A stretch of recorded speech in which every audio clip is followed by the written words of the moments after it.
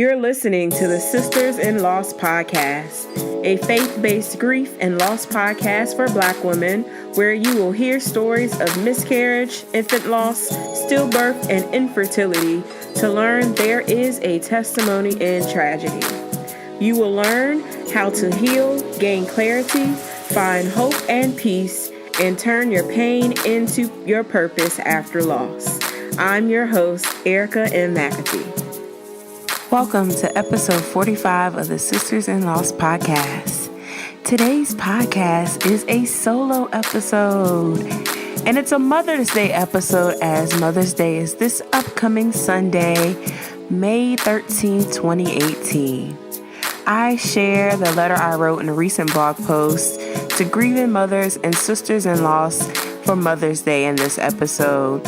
I also talk about the importance of celebrating that your baby existed, my first Mother's Day experience after loss, and I'm also recapping my weekend spent in New York City being the keynote speaker at the Ryan's Divine Angels Angel Mothers Brunch. I share a short clip of my keynote and how it was meeting some of you listeners and podcast guests in person, and the importance of sisterhood. So let's get started. This is the letter I wrote in a recent blog post to my sisters in loss and grieving mothers on Mother's Day. I know you wish this day did not exist. You have lost your precious child, and your arms ache to hold them. Of all the days, you especially want them on Mother's Day. You want to celebrate that they did exist. You want to bask in how much they have grown up and not recall who they were. You want to see your baby alive and whole and want to smell that was theirs. I know. I understand. I get it. You want the flowers, gifts, or happy Mother's Day messages. You want your baby to be in your arms and say, "Hey, Mom, I love you." There is no greater sorrow on earth than losing a child. I know your heart aches and your arms are empty. I know how difficult it is to see the social media posts of Happy Mother's Day. I even understand why you might avoid public Mother's Day celebrations and instead stay home or even visit the cemetery to see your baby because no one speaks of them anymore. On this Sunday, Sisters in Loss, I want you to celebrate your baby no matter how long they were here. If you gave them a name, or even if you did not, say their name bravely, boldly, and proud today. Sister in Loss, you are courageous because you have survived the unimaginable and managed to crawl out of bed yet again today. You are phenomenal. You are spectacular. You are resilient. You are a mother. You will always be their mom. For those sisters in loss with surviving children, hug them and love on them extra tight and continue to pray with God to keep them safe, happy, healthy, and blessed. For those sisters still waiting on their rainbow baby, you are a mother in waiting, and God will definitely bless you with the desires of your heart. Just keep waiting, keep trying, and keep praying to God for your rainbow. On Sunday, do what you need to do. If going to church, going out to brunch, crying hard, staying home, or being around family and friends will make the day better, do it all. Today is your Mother's Day. You are amazing. You are brave. You are beautiful. You are loved. You are blessed. You are a mom. Happy Mother's Day, Sisters in Loss. With love from another grieving mother and sisters in loss to you, love, Erica. Our Sisters in Loss community is holding a baby shower on July 14th, 2018 in Virginia. We are celebrating the expectant rainbow babies of our sisters in loss by gifting them new and gently used baby products and clothing. We are talking about the works from diapers to strollers. If you know of another angel mom who is currently pregnant with their rainbow baby, please go to babyshower.com www.sistersinloss.com to register them to receive gifts. If you would like to donate to the community baby shower, go to babyshower.sistersinloss.com. My first Mother's Day I celebrated being pregnant was filled with much hope and anticipation for the new baby that was coming. My first Mother's Day after loss, I only received gifts and acknowledgement from my mother and husband. My husband brought me flowers, and my mother sent me a Mother's Day card and called to wish me a happy Mother's Day. We went out to celebrate with dinner, and celebrate me being a mom. I did the same for my husband during his first Father's Day after loss. We made sure we celebrated each other. I did not see the same treatment from the rest of my family and friends. I was frustrated that it did not acknowledge that I was a mother by sending a simple text message. It wasn't until I posted on Facebook that I had carried a baby for 10 months, and although he was in heaven, I still was a mother, that people started to acknowledge and say, Happy Mother's Day. Why did it take for me to do this? Why do we not acknowledge those whose child has died, that they actually are still mothers? Why do we grieving moms not speak up and say that we need to be acknowledged? We are mothers. Our babies did exist. And don't allow your grief to stop you from celebrating your baby this Sunday and the fact that they made you a mom. Don't allow other people around you, if they did not say Happy Mother's Day, to stop you from celebrating being a mom. Don't allow all of the social media posts and the highlight reel to deter you from celebrating your baby on Sunday, because you are a mother. This past weekend, I spent in New York City and Brooklyn at the Ryan's Divine Angels Foundation Angel Mother Brunch. I interviewed Jamila Davis, the founder of Ryan Divine's Angel Foundation, back in episode 13, if you would like to hear her Sid story of her daughter, Ryan Divine. She extended an invitation for me to come give the keynote at this brunch. And then a few weeks later, I saw that Yandy Smith from Love and Hip Hop New York was also speaking. To say I was nervous would be an understatement. If you remember back in episode 27 at the beginning of the year, I said I was going to do things that absolutely scared me, and I was going to go into this year being fearless and to do things that scare me. And this was another scary thing. So I stepped out on faith and I shared my story. And here is a clip. For that warm welcome. Good afternoon to you all. Thank you so much to Ryan's Divine Angels founders, Jamila and Luther Davis, and the team for inviting me to speak. I'm honored and humbled to share my story. And we talk about why we need to break the silence around pregnancy and infant loss and infertility, and why there is power in your testimony. So in 2012, I married my college sweetheart. A few months later, we found out we were pregnant with our first son we named Brandon Jr. I went throughout that pregnancy without many issues up until the end when I was diagnosed with preeclampsia.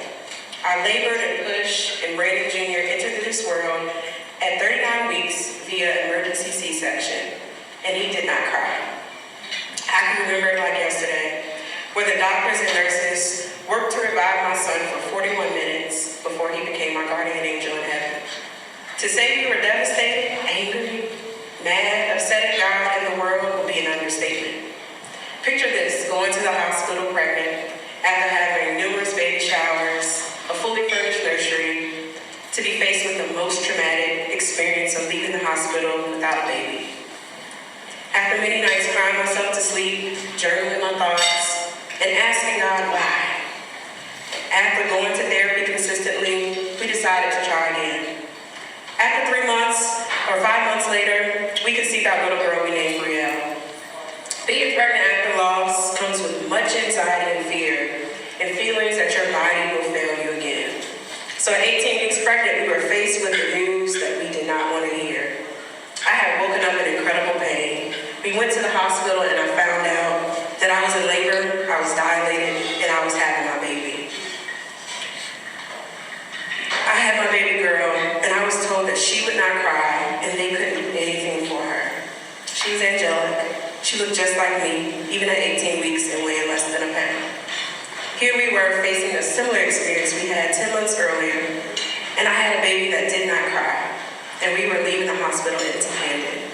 I was frustrated. I was mad at myself, the world, and God. I questioned God, and why would he take me through such a painful experience again? Losing 2 babies back to back shook my world. I was depressed. I was mad at everybody. But I am evidence of God's grace. God's grace and mercy brought me through both of those losses. But me and my husband, we persevered. We continued praying. We continued working on ourselves, continued going to therapy, and we tried again. Why? Because we had faith, and we knew that God was going to give us the desires of our hearts. So about 9 months later, we conceived, after my second loss, we conceived our rainbow baby. Our pregnancy with our rainbow baby was faced with weekly doctor's appointments, numerous specialists seen, and a surgery at 19 weeks to stitch my cervix so it would not open like it did in my previous pregnancy. So then at 32 weeks prematurely, we welcomed our rainbow baby, Maxwell Emmanuel. As she said, we call him Super Mighty Max. It was the closest to death I've ever been. My family was called in because they did not think I was going to make it. I had lost so much blood due to a full placenta abruption, where my placenta completely detached from my uterus. I needed multiple blood transfusions in order to save my life. My husband had to be strong, and he had to make this decision to save my life by signing off on giving me a hysterectomy. So at 28 years old, I was faced with the news that I would never be able to carry another child, making me infertile, and due to my son Maxwell being born without oxygen, he would be physically disabled for the rest of his life. Why is this important to talk about? Is it just another sad story in need of sympathy? Absolutely not. I choose to share my story and my testimony to break the silence of loss for many of you in this room. I choose to talk about my journey because of the many sisters-in-law who came alongside of me after each of my losses and said, "Girl, I know how you feel. I lost a baby too." Even my own grandmother and aunt shared with me after my losses and said, I had lost a baby at birth too, Erica. I know how it feels. The number of women who came and messaged me was alarming. It was as if we belonged to a secret society no one talked about. No one shared these deep, painful, traumatic experiences for healing. It's the reason why I started the Sisters in Loss podcast and community. Black infants in America are now more than twice as likely to die as white infants. Black women are also 3 to 4 more times more likely to die from pregnancy-related causes than our white counterparts, according to the Center for Disease Control. My question is why? Why are we suffering more? Why are we using midwives and doulas to support us during pregnancies, birth, and postpartum experiences? Why are we seeking therapy from licensed medical professionals and not just the pulpit? Why aren't we talking about our traumatic births and sharing our testimonies of how God has kept us and sustained us through our losses? I wanted to help bring light to a dark topic that so many Black women suffer in silence over. I wanted to share the testimonies of how Black women have stepped beyond anxiety and fear and into trusting God, how they found peace and healing after loss. I wanted to show and tell other Black women that there is purpose after loss. I was thankful for those who received what I said and came up to me after the brunch was over with and asked me questions and just loved on me and gave me a hug and just, it was just a warm embrace of sisterhood.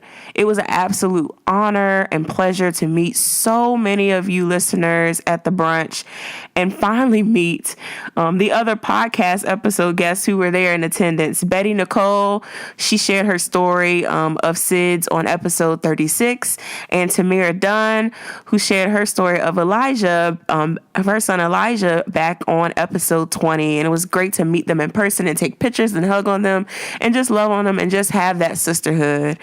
I loved our individual conversations that we had, and although our stories are different, our experiences give us an indescribable bond that we only can share. Yandy Smith was a doll for those who want to know. She was very down to earth, very personable, and she shared from her heart as a supportive friend to another angel mother that we welcome into the fold. This weekend was nothing but God ordained. There is power in our testimony and sharing our stories for healing. Sharing our stories and experience creates a sisterhood and vulnerability that we need to survive and thrive after loss. This is why you need to be a part of the Sisters in Loss community. We will pray for you, encourage you, allow you to share, vent, and love on you unconditionally, no matter where you are in your journey to motherhood.